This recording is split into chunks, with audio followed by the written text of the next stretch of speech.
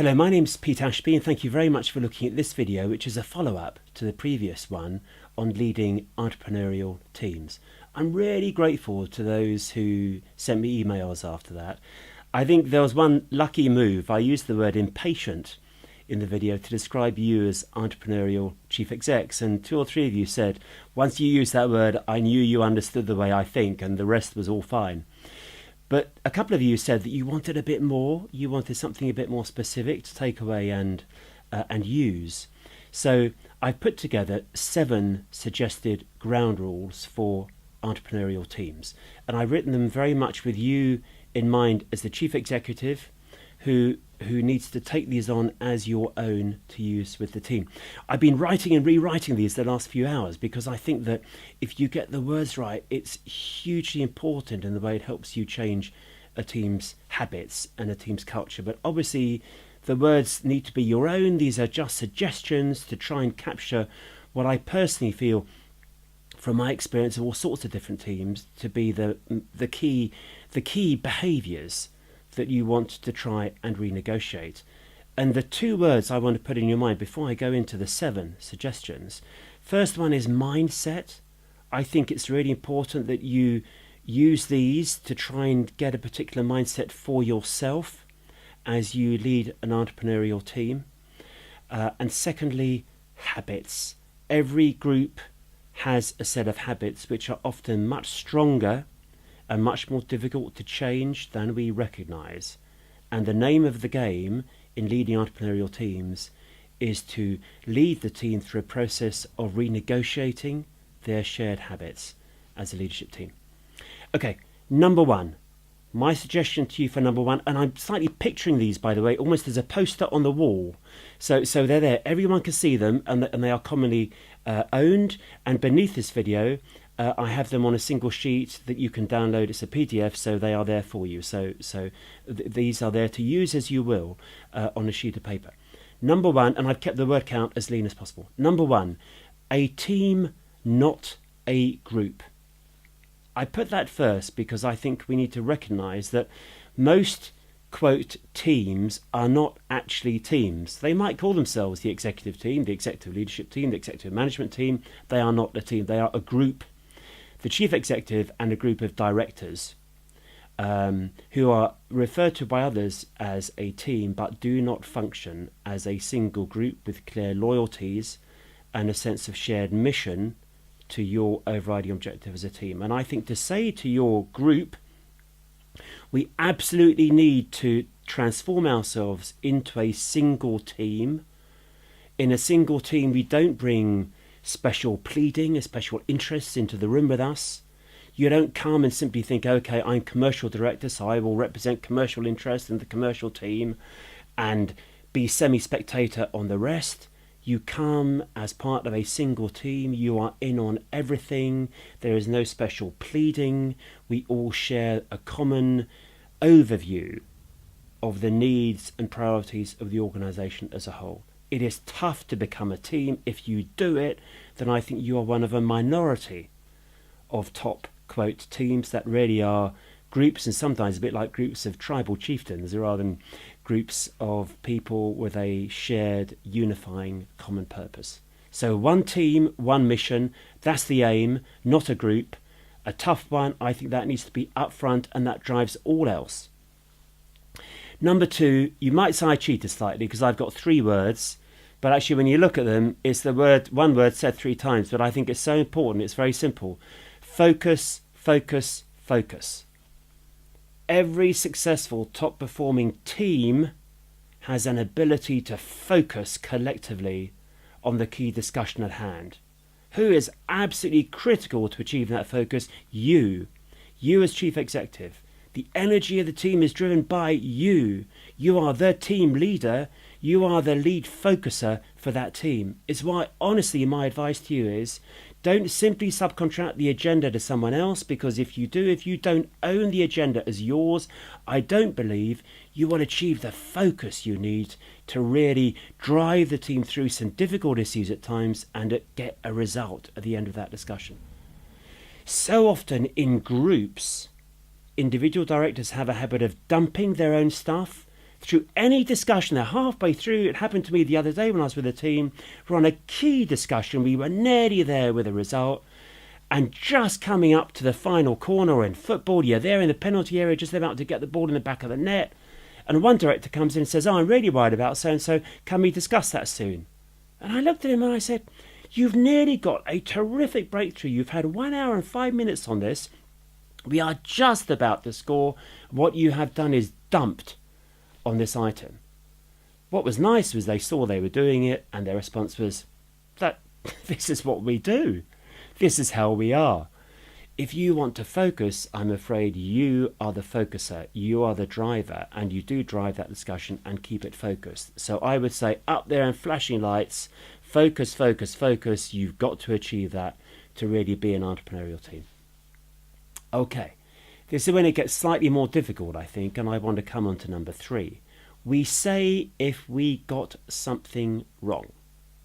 I think it's very important that is up there as what you want to be a practice in your team. If someone screws up, if something in any way went wrong in their book, they volunteer it, they say it. You normalize this, you expect it. That's not the way most teams work, is it? In most teams, if someone gets something wrong, they sort of agree in one-to-ones, it won't come up in the team meeting. They will dance around it. They will avoid it. There are lots of collective avoidances of difficult stuff. I think you need to say routinely in our team, if you've got something wrong, you say, no big deal. I will ask you one question nearly every time. What lesson should we take from that? That's what matters. You say it, it's a sign of your strength. It's a sign of your loyalty to the team that you offer it up. We all know about it. There's no big deal. We all get stuff wrong all the time. It's part of being a top performer. Covered some of this in the previous tape. It's normal, it's natural. We say if we got something wrong, end of. That's your expectation. It's so important to give people permission to be okay about this, to relax about this. It's almost a badge they wear on their sleeve with pride as part of your team, that if you screw up, you say it, that's how it is, guys. Next business, move on. Learn what you can learn, and that's all fine. Very important, and I think it's got to be up there, explicit and owned by the team, and an expectation on your part as team leader that you don't need to badger it out of people and ferret around for it. It's offered up by them. Okay, number 4. It took me years to realise, by the way, on number 4, how important it is. And suddenly when I clicked it, wow, it saved hours and hours and hours. And for your impatient side, I want to commend number 4 to you with great force, if I may. 3 words. We don't justify. It sort of links in with number 3 about when something goes wrong. When something goes wrong, people usually, if they have to own it, which they would rather not do in a team meeting, publicly, they will think, if they have to own it, they will want to tell their story. They will want to justify, well, I did that because. And then everyone else who was in on it will think, I was part of that. I need to tell my version of that story. And they will be telling theirs. And you can feel your life slipping away from you as minutes turn into hours. And the storytellers in the team are living the past, and there is no point. And if you can say, and that's why I picture the poster on the wall, up there, guys, we don't justify. No need. I love those 2 words, no need. If someone starts on their story, you are saying, don't go there. That is the past. We are focused on the future. We don't do it now. If they want to talk to you in a one-to-one, fine. If they need to share it with other directors, fine. In a team meeting, no, in my view, we don't justify. Establish that as a ground rule and you will save serious amounts of time. And the storytellers among your team will need to learn a new habit.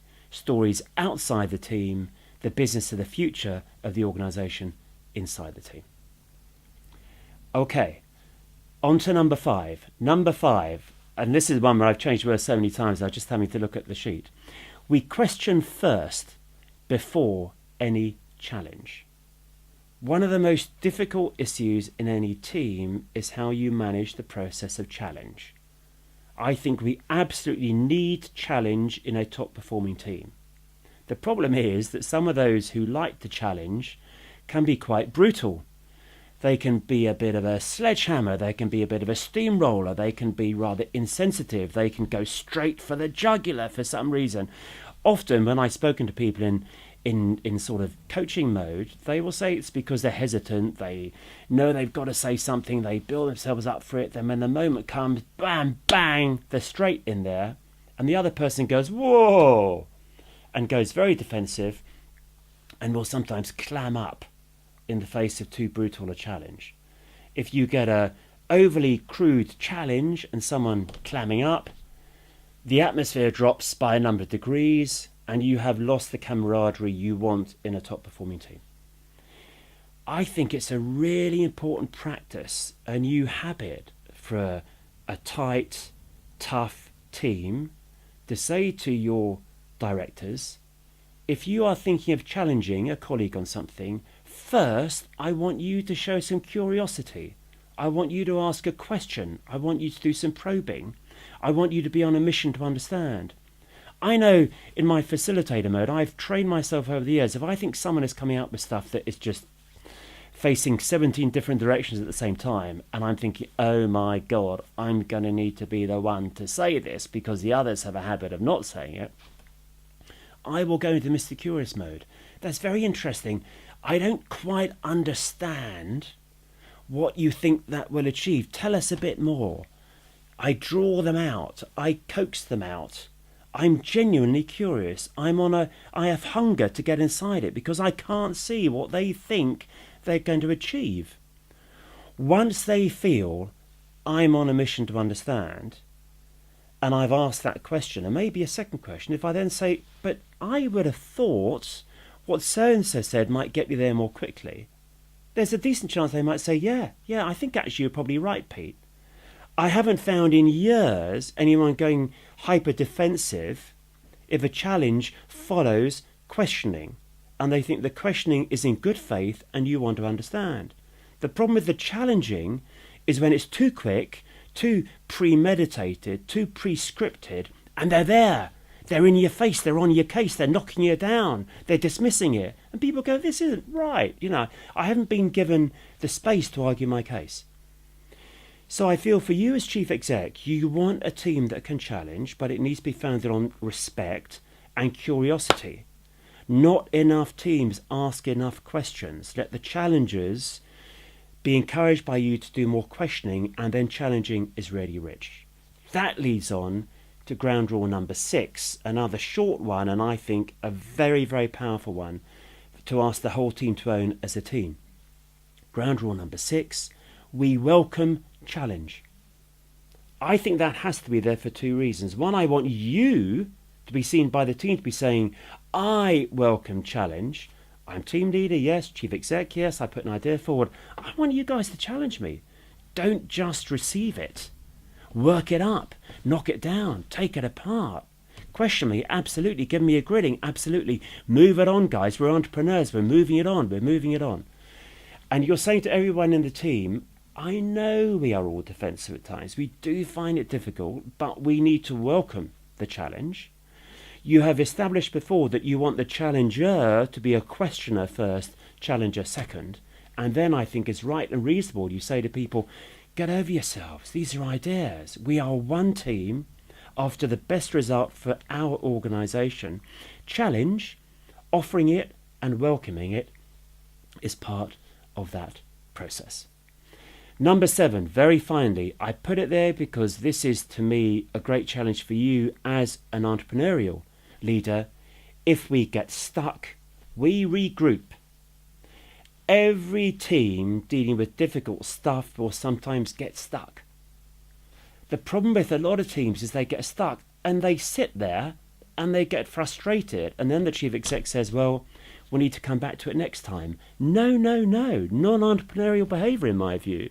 You then, I think, need to think, okay, entrepreneurial mode. If you have the time, you say, okay, 7 of us, we'll have 3 groups of 2, I'll join one of them, you two, 10 minutes, leave the table, different corners of the room, come back with one idea to move us on. Come on, guys, we've got to re-energise this and get a result. We got stuck, regroup, Move it on. We're entrepreneurs. We are going to score something here. We're not giving up because this is tough. That's why we are one team, because it's tough. And we want to be good. We've got to get through the tough bit. If it's too late and you're out of time and you're feeling deadbeat, there's other stuff on the agenda. You could say, well, we haven't got there. I want someone to move it forward for next time. Okay, looking around the group. Alice, you've had least to do with this one. You haven't been in on it. I would like you, please, Alice, chat to the others over the next 10 days. 10 days' time, come in with your personal view as to what you think we should do to move it on. Bounce someone into giving you something to move it on. Don't let them go away from a position of stuckness without having done some regrouping. Entrepreneurs are entrepreneurial in growing ideas. Growing ideas is like growing a business, a series of zigzags. You come down a cul-de-sac, you're there, you can't move forward, you have to retrace your steps, get back on the highway, get speed up again.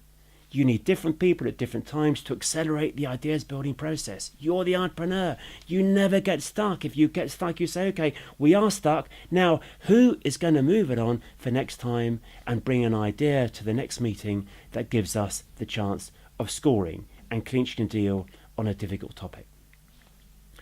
I offer these up as 7 ground rules.